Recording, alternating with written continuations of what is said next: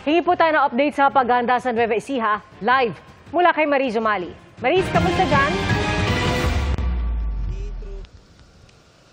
Pia, narito ako ngayon sa malapit sa Valdefuente Bridge. Ayan, makikita ninyo sa aking likuran dito sa Cabanatuan, Nueva Ecija, kung saan matatanaw o di kaya ay maaaninag itong Pampanga River na isa sa 4 na ilog dito sa Nueva Ecija na masusing binabantayan ng lokal na pamahalaan dahil sa posibleng pag-apaw ng tubig rito kasunod nga ng pananalasa ng Super Typhoon Uwan. Sa ngayon ay tumila yung malakas na ulan pero napakalakas ng hangin at isinailalim na nga sa signal number 4 ang buong lalawigan ng Nueva Ecija. Inabutan naming nagpupukpok ng kahoy sa bintana si Tatay Arnel pagkatapos kumpunihin ang bubong para patibayan ang kanilang bahay bilang paghahanda raw sa Super Typhoon Uwan, lalo't isang barangay isla sa Cabanatuan City sa pinakamabilis na bahain pag may nananalasang bagyo.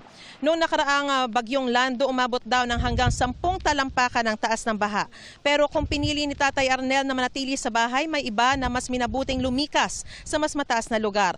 Naka-standby na ang mga taga Bureau of Fire Protection at mga rescuers sakaling kailanganin.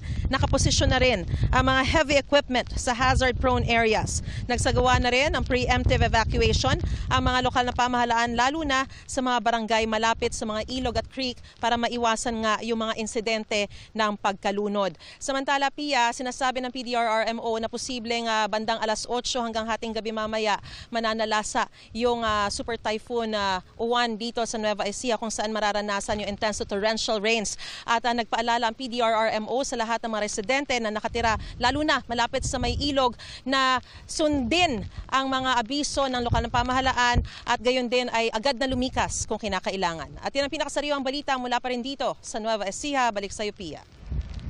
Maraming salamat, Mariz Umali.